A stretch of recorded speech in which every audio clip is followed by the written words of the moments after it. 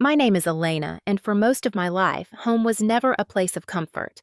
It was a stage where love wore masks and cruelty dressed itself in pearls and compliments.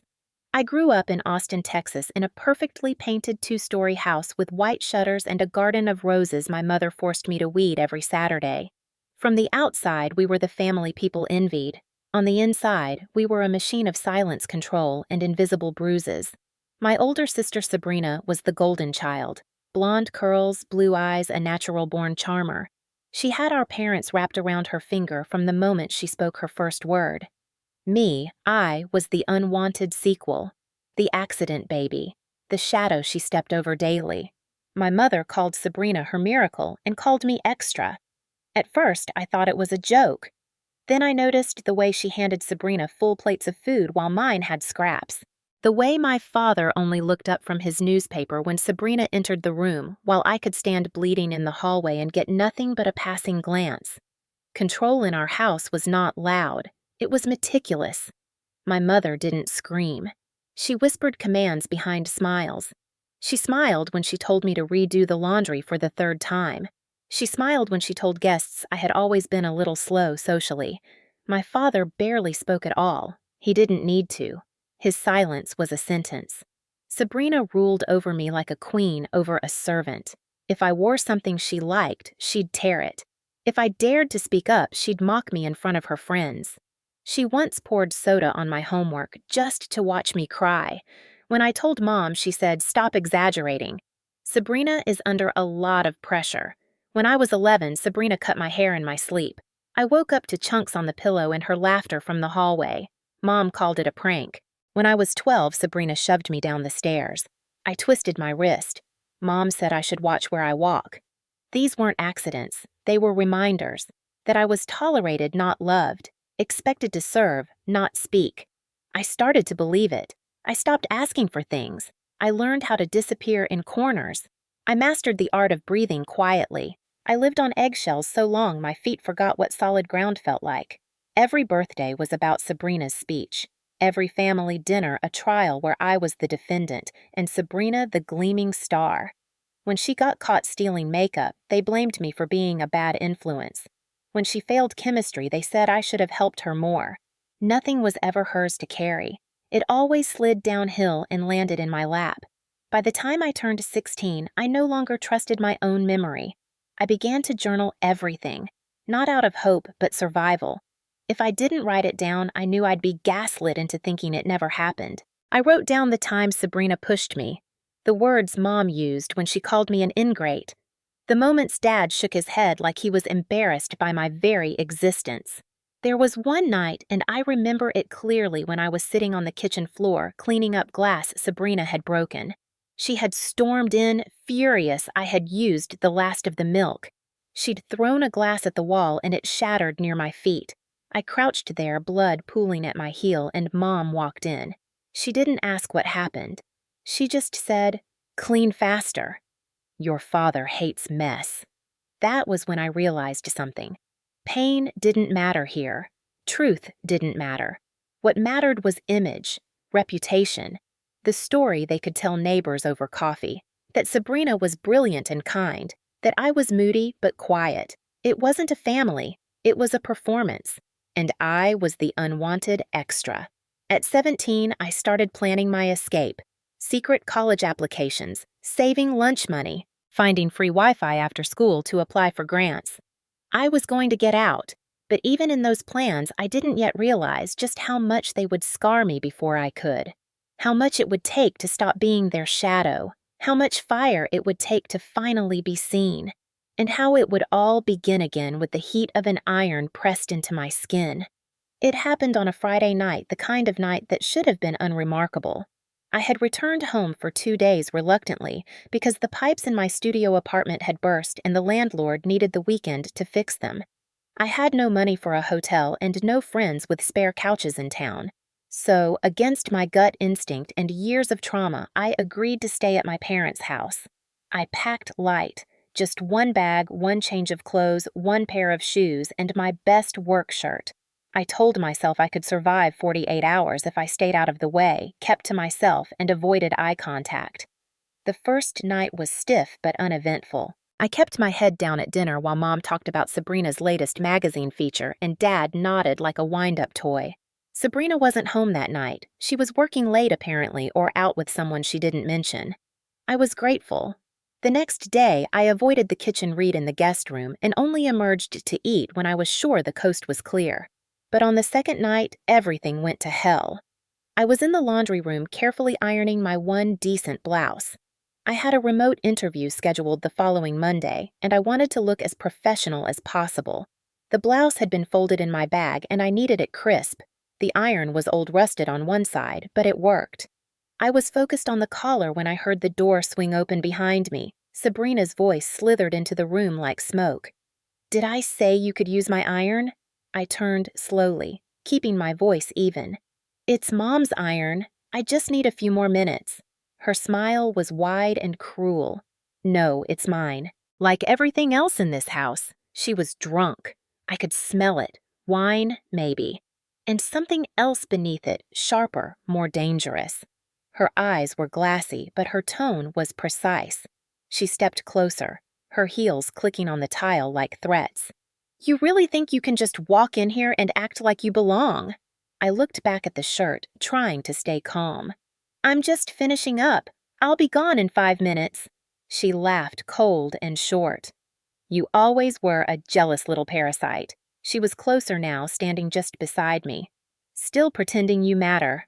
I didn't answer. My heart was pounding. I could hear the iron hissing beside me, smell the metal, feel the rising tension in the air like a fuse waiting for fire. "Walk away, Sabrina," I said quietly. Wrong words. So wrong. In a flash, she grabbed the cord and swung the iron up and slammed it into my arm. The pain was instant and total. It wasn't just heat. It was fire eating through muscle and nerve and sense. I screamed louder than I'd ever screamed in my life. The iron dropped from her hand, clattering against the floor. I collapsed, clutching my arm, already blistering, already raw and red, and pulsing with agony. My knees hit the ground, my vision spotted with black. But I saw her. I saw the smirk, the triumph, the lack of regret. Then came the footsteps. Thunder through the hallway. My mother appeared in the doorway, arms crossed, face unreadable. "What the hell happened?" she asked. "She attacked me," Sabrina said, instantly pointing at me like she'd rehearsed it 100 times. Her tone was calm, casual. I gasped, unable to move, barely able to breathe. My mother looked at her, then at me. Her mouth curled into something sharp and cold. "That's what trash gets for existing," she said. "You deserve worse." Time stopped, not just for the pain, not just for the burn that would scar me forever, but for those words. Because in that moment, something inside me didn't break. It calcified, it hardened, it turned from soft tissue into iron. I stopped crying. I stopped begging. I stopped hoping. I stood, slowly, shaking. My arms screamed in agony, but I stood anyway. I looked at Sabrina, who had taken a step back. I looked at my mother, whose eyes were still dead and disinterested. "I'll be out of your house in 5 minutes," I said, my voice flat. But this time I'm not running. I'm remembering. Mom scoffed. "You think you scare us?" I shook my head. "No. But soon you'll learn that even a parasite can leave you hollow." I didn't grab my blouse. I didn't grab my bag. I walked out the front door with nothing but the burn on my arm and a vow in my heart. A vow that I would make them remember me, not as their victim, but as their reckoning. I didn't go to the emergency room. I didn't call the police. I walked 4 blocks in the dark with a searing arm and a silence so loud it drowned out the traffic. I made it to a 24-hour pharmacy, bought gauze burn cream and aspirin with the last of the cash in my wallet. I sat on the curb outside, wrapping my arm under the flickering street lamp, jaw clenched to keep from screaming. Pain had become familiar. This wasn't new. What was new was the absence of shame. I wasn't hiding anymore. I was remembering. I didn't return to my apartment that night. I couldn't sleep in that place knowing the stench of betrayal still clung to me like smoke. I went to Tara's instead. Tara had been my only real friend since college, someone who had witnessed enough fragments of my family's cruelty to believe the whole picture. When she opened the door and saw my face, ashen jaw tight, arm bandaged with shaking fingers, she didn't ask why. She just said, "Come in." She didn't flinch when I unwrapped the bandage and showed her the blistered wound skin bubbling like lava beneath a thin veil of gauze. She covered her mouth but didn't look away. "What happened this time?" she asked softly. "She burned me," I said, my voice even detached. "With an iron." Tara stared at me, horror and fury battling in her eyes. "Jesus, Elena, I need your help," I said. Not for sympathy, for strategy. That night we sat at her kitchen table until sunrise. I laid it all out. Every bruise, every scar, every moment I had swallowed instead of screamed. The journals I'd kept for years, the photos I'd taken of injuries I was told never happened, the voice memos I'd secretly recorded of my mother berating me for existing. We spread the evidence out on her dining table like puzzle pieces. Not for justice. That was a fantasy long dead, but for truth, for preparation, for war. Over the next few days, I stayed in her guest room, sleeping in short shifts, waking up with the phantom heat of the iron still burning through my arm. I didn't post anything, didn't respond to Sabrina's predictable text, "Hope you're not being dramatic again." I didn't answer my mom's call either. I knew exactly what it would be. A carefully crafted speech about how I misread the situation, how Sabrina was stressed, how I was always so emotional. I let the phone ring out. I wasn't giving them a chance to rewrite the story this time. At work, I took sick leave. I told them I needed time off for a medical issue and mental reset. They didn't ask questions. They'd seen me push through too many shifts to doubt it. Tara helped me scan all my journals into PDFs. We sorted the digital evidence, named the files, backed them up 3 times. Then I started building something else, a digital record. Not for the police, not for a blog post, but for leverage. Something I could use when the time was right.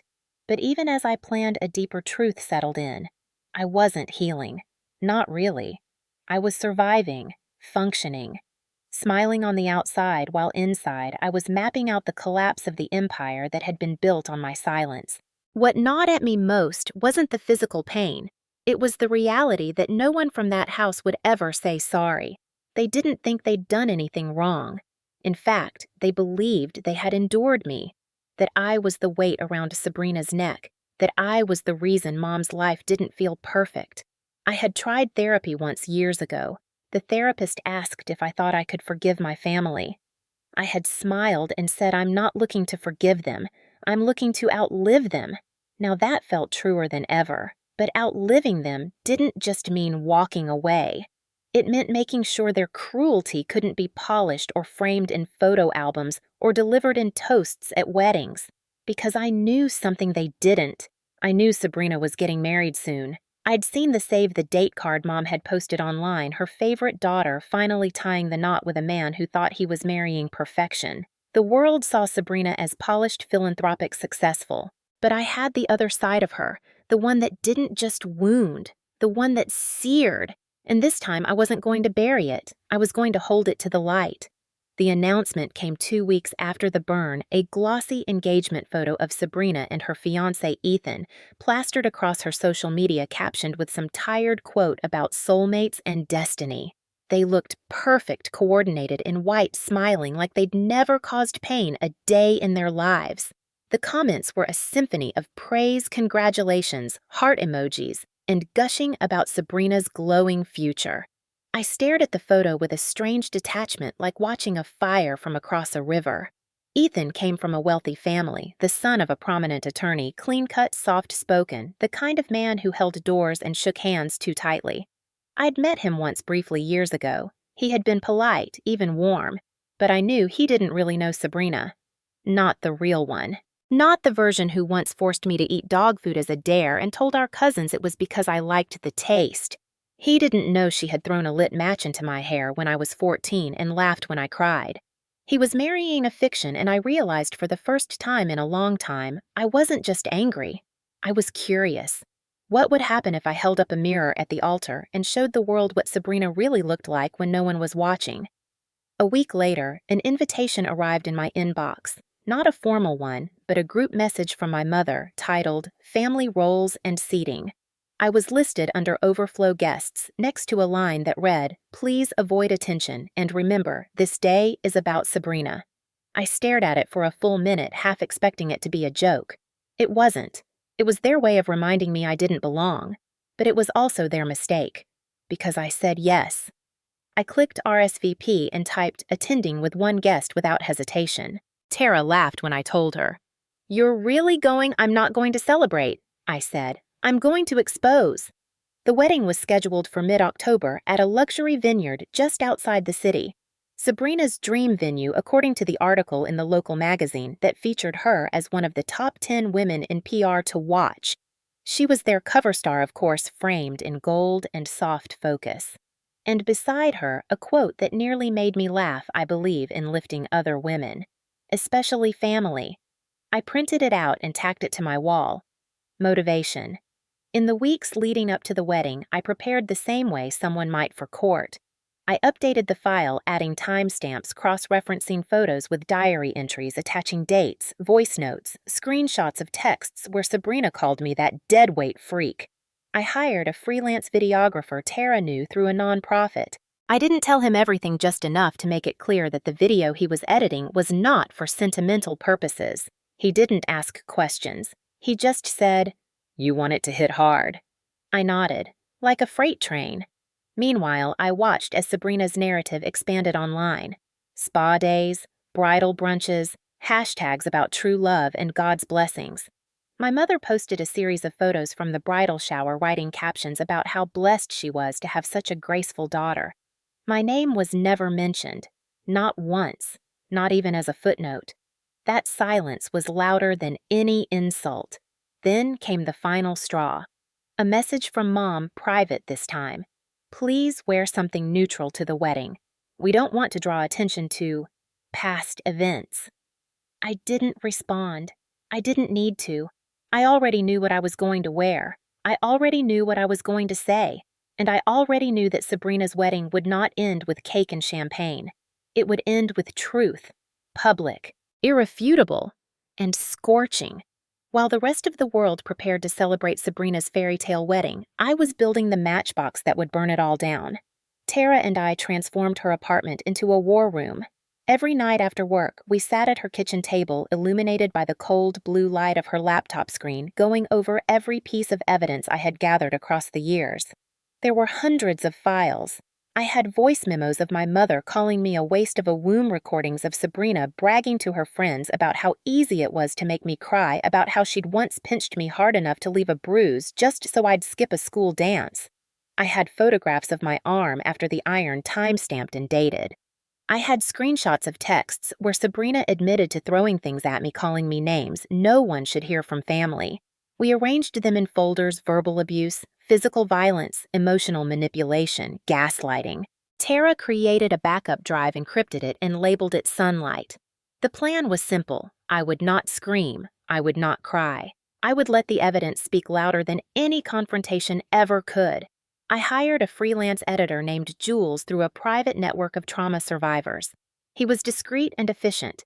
He edited the footage into a 7-minute video layered with my narration, a calm, measured recounting of what I had lived through. Over muted images of bruises and burns, my voice explained what it meant to grow up invisible in a house obsessed with appearances. Jules added subtitles and polished transitions. By the end of the week, the file was perfect. I called it The Other Sister. Meanwhile, I did my research. I looked into Sabrina's company, learned the names of her bosses, checked the seating chart she'd posted online. I contacted the event planner, pretending to be a distant cousin who had lost her RSVP email. They sent me the full agenda. I learned exactly when the open mic tributes would begin, who would be giving speeches, when the slideshow of childhood memories would be played. It was all choreographed to perfection, but they had not accounted for me. A week before the wedding, I mailed a discreet envelope to the PR firm where Sabrina worked, addressed directly to her department head. Inside was a USB containing the full video and a letter signed anonymously. "I thought you should know who you're promoting. No signature, no return address." Tara drove me to the vineyard the morning of the ceremony. I wore a slate gray dress, Simple and elegant, with sleeves long enough to cover the scar on my arm, but thin enough that if needed I could show it in an instant. My hair was pinned back, my makeup was neutral. I looked composed, cold, the way I needed to be. The venue was stunning. Rows of white chairs lined the aisle. Soft music floated through the air, and guests sipped champagne beneath canopies of silk and ivy. My parents were already there. Mom wore a champagne gown and fake pearls that caught the sun like knives. Dad hovered behind her like a shadow scanning the crowd. Sabrina was backstage, of course, probably adjusting her veil or practicing her picture-perfect smile. I took my seat near the back beside Tara, who wore sunglasses and a smirk. "Ready," she whispered. I nodded once. When the time came for speeches, the MC stepped forward and invited family members to share memories and well wishes. My mother glided to the mic and launched into a speech about raising 2 daughters, how proud she was of Sabrina's achievements, how blessed she felt to witness her walk into a new chapter of love. She never mentioned me, not once. The audience applauded. Then just before the slideshow began, I stood up, calmly, quietly, and walked toward the front. The MC looked surprised but stepped aside. I leaned into the microphone. "Before we all toast to love and new beginnings," I said, my voice steady, "I'd like to offer a gift to the bride, a tribute from one sister to another." I turned to the technician and handed him a USB. "This is the version of our story you haven't seen." Then I stepped back. The lights dimmed, and the video began. The first image on the screen was a photo of me at age 7 holding a paper with a red scribble circled by the words, "Not good enough," written in my mother's handwriting. Then came a series of images, faint bruises on my forearm, a split lip at 12, a note. Sabrina once left taped to my locker that read, "Nobody wants you here," in pink glitter pen. The video didn't rush. It moved with precision, letting each image linger, allowing every whisper of the past to become thunder in the present. My voice, calm and low, narrated over the footage. I grew up in the same house as the bride, but I was never invited to the story she told the world. I was the mistake, the scapegoat, the invisible girl who was told to be quiet, to be grateful, to be small. What you see today is only half the truth. Let me show you the rest. The next segment showed texts from Sabrina's phone, screenshots of messages she sent to friends laughing about how easily she could make me cry, one where she said I should have burned her earlier, maybe she'd finally shut up. A video clip followed a shaky phone recording from a few months ago taken by a hidden camera in the laundry room of her, pressing the iron into my arm. My scream caught in full, the iron clattering to the ground. Her voice cool and indifferent, saying, "Still pretending you matter." Audible gasps spread across the room. A woman dropped her champagne glass. A man in the second row covered his mouth. The final clip was audio from my mother's voice, unmistakable and cutting, saying, "That's what trash gets for existing." And then silence. The screen faded to black. I stepped forward, the only sound the soft click of my heels. "I was not going to speak today," I said evenly. "But when a lie is celebrated long enough, it becomes dangerous. I am not here to ruin a wedding. I'm here to correct a record. You're free to continue pretending, but I won't." I walked off the platform before anyone could stop me. Behind me, I heard whispers swell into shouts. Someone called my name. I didn't look back. As I moved through the crowd, I passed my father, whose face had turned as pale as the linens. He didn't say a word. My mother stood frozen, her hand gripping the back of her chair, like it was the only thing keeping her upright. Her lips parted as if to speak, but no sound came. Sabrina was nowhere to be seen. She hadn't made it to the aisle yet. I suspected she was backstage watching everything from a screen, maybe still trying to compose herself. But the story had already escaped. The truth had already entered the room. I exited the building and stood beneath the oak trees at the edge of the vineyard. A breeze moved through the leaves like a whisper of relief. Tara joined me minutes later, holding my coat. "You did it," she said. "It's not done," I replied. "Not yet." By the time we reached the car, my phone was already buzzing. Messages, emails, missed calls from numbers I didn't recognize. One was from Ethan. I opened it. "I didn't know. I swear. I didn't know. I'm so sorry." I didn't reply. He would have to figure out what to do with the woman he almost married. Back at Tara's apartment, we watched the fallout unfold. Someone had filmed the video from their seat and uploaded it to social media. Within hours, it spread like wildfire. Hashtags appeared: #the other sister, #truth, at the altar, #burned but not broken. News outlets picked it up the next morning. PR star exposed at own wedding read one headline.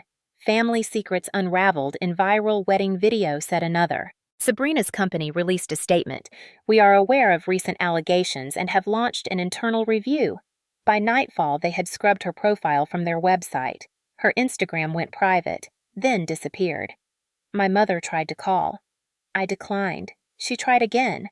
Left a voicemail. You've ruined us. I hope you're happy. I saved the message. Not for revenge, for record keeping. Sabrina finally reached out 2 days later. An email, no subject line, just a single sentence. Please, let me explain. I closed the browser. There was nothing she could explain. The iron had already spoken for her, and so had I. The week after the wedding, I got an offer to speak at a nonprofit event for survivors of familial abuse. I declined the public appearance but offered to contribute resources anonymously. I wasn't interested in being famous. I was interested in being free. But I didn't stay idle. I registered the domain theothersister.org. With Tara's help, I began building a resource hub for people like me, people burned not by strangers, but by blood. We offered legal templates, emergency contact lists, stories, and support networks. It grew faster than I expected. I didn't put my name on it, but those who needed it found it, and that was enough. The news cycle didn't last long, but the damage did. Sabrina's career in public relations shattered overnight. Her firm issued a formal statement cutting all ties with her, citing a violation of ethical conduct and damage to brand integrity. Every feature that once praised her as a rising star was quietly taken down or updated with disclaimers. Her fiancé Ethan made a public post days later announcing that the wedding was called off. No explanation, just a photo of him alone on a beach with the caption, "Some truths arrive like thunder." Comments poured in with sympathy and support, many from people who had once adored Sabrina. Most of them now called her manipulative, monstrous fake. And she couldn't even argue. The proof had already done all the talking. My mother didn't fare much better. The gala committee she chaired sent her a formal notice asking her to step down. Her friends at church stopped replying to her messages. The neighborhood book club she led canceled all future meetings. Even the pastor who once praised her parenting blocked her on Facebook. She went from pillar of the community to persona non grata in a matter of days. People who had once idolized her now whispered about what else she might have hidden. It was as if the carefully curated mask she had worn for decades finally crumbled, revealing something rotten underneath. And no one wanted to touch it. I heard through mutuals that she tried to spin the story, saying the video had been taken out of context, that I had edited the audio to paint her as a villain. But no one bought it. Too many people had seen the full cut. Too many had recognized the coldness in her voice, the kind of tone you couldn't fake if you tried. Sabrina went dark on social media for a while, then reappeared a few weeks later with a shaky, overproduced apology video. She sat in a sterile white room, makeup perfectly applied, tears glistening at the corner of her eyes, claiming she had made mistakes, that family was complicated, that she was working through her trauma. The comments turned savage. You don't get to cry now. You burned your sister and now you want forgiveness from strangers? Too late, sweetheart. I didn't comment. I didn't respond. I didn't need to. The world had already decided. But just because I didn't say anything didn't mean I wasn't watching. I was, quietly. From my new apartment in a different city, with sunlight coming through windows that belonged only to me. I had a new job at a design agency, a small team that treated me with dignity and respect. I walked to work every morning past a bakery where the owner knew my name and gave me coffee on the house every Friday. No one here knew what had happened. No one asked. And for the first time, I was okay with that. I had built a space that wasn't haunted, but I hadn't disappeared completely. I kept the othersister.org website updated, posted articles, shared survivor stories. I offered anonymous Q&A sessions for those still trapped in homes like mine. I didn't need credit. I needed impact. One afternoon, I received a call from a number I didn't recognize. I let it ring, then checked the voicemail. It was my father. His voice was quiet, strained older. "I don't know if you'll listen to this, but I want to say I'm sorry for not protecting you, for not saying anything. I thought silence was safer. I was wrong. I saved the message, then deleted the number. It wasn't anger anymore. It was indifference. They no longer held power. I was rebuilding my name without theirs attached. But even in silence, I heard the echoes of what I'd done. The cracks I'd left in the foundation of their legacy, the empty chairs at their gatherings, the eyes that no longer looked at them the same. They had spent a lifetime crafting an image, and in one evening I reminded the world that appearances lie. It didn't make me whole. It didn't erase the pain, but it gave me space. Space to become someone who wasn't defined by scars, but by how I refused to let them close. I never expected healing to arrive. I never lit the fire expecting warmth. I did it for light, for clarity, to see the faces of the people who had spent years convincing me I was too broken to be seen. In the quiet that followed, I didn't feel peace.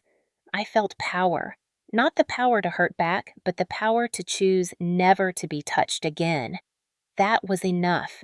I kept living, not louder, but freer. I adopted routines that made sense only to me. I started my mornings with silence, drank tea with honey, read books about places I had never been.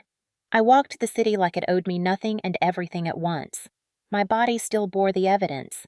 The scar on my upper arm was pink at the edges, raised like a warning, but I no longer hid it.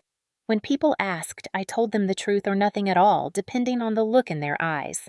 The nonprofit I built under the name The Other Sister continued to grow. Survivors from across the country found it. Some wrote emails thanking me for reminding them they weren't crazy, that what they felt in their own homes had names and consequences. Some were still trapped. Others had escaped. Many had been burned, not always literally, but emotionally, spiritually, invisibly. They carried their stories like kindling, waiting for someone to strike the first spark. And I gave them that. Quietly, steadily, without fanfare. I received an invitation 6 months after the wedding. It was a community event organized by a regional women's network. They wanted to honor anonymous advocates who had made tangible impact. I wasn't sure how they found me, but they knew. The email was respectful, careful. I declined. I didn't want a plaque. I wanted momentum. Around that same time, Tara sent me a photo. Sabrina had resurfaced under a new username on social media, trying to rebuild a lifestyle brand focused on resilience and forgiving your past. I laughed not because it was funny, but because the audacity was so consistent it had become predictable. Her followers were minimal. The comments were skeptical. The sponsors didn't return. She was treading water in a pool she had once claimed to own. A week later, my phone rang again. This time I answered. It was Sabrina. Her voice was different then, tired, stripped of its usual venom. I lost everything she said. No, I replied. You lost everyone. There's a difference. She was silent. I waited. Then she said I was angry. I didn't know how else to— Burn me, I said sharply, because that's what you did. You didn't lash out. You branded me. She inhaled shakily. I'm sorry. No, I said. You're desperate. That's not the same. Don't you ever think about making peace? She asked, almost pleading. I looked out my window at the tree blooming outside the apartment I had chosen paid for, made my own. I don't want peace, I said. I want distance. Then I hung up. She didn't call again. I didn't block her. I didn't need to. Closure isn't always a soft landing. Sometimes it's the sound of a line going dead, the decision to let someone speak their final sentence and not respond. I kept moving forward, one day at a time. I mentored a girl named Kayla, 16, smart, guarded, with a burn on her left shoulder from a stepfather who said she was in the way. I didn't tell her my story. I just listened, gave her options, helped her believe that there was a life waiting beyond survival. She didn't need to become me. She just needed to know she could become someone else, and that mattered. It mattered more than revenge, more than apologies, because revenge is loud but fleeting. but becoming untouchable that lasts. I wrote a letter once but never sent it. It was to my mother. In it, I listed every moment she had chosen silence, every bruise she had ignored, every time she told me to stop acting like a victim. At the end, I wrote, "You didn't fail me. You erased me, and I grew back anyway." I folded the letter and placed it in a drawer. That was all I needed. A record, a reminder, a monument to the girl I used to be. Today, I live without looking over my shoulder.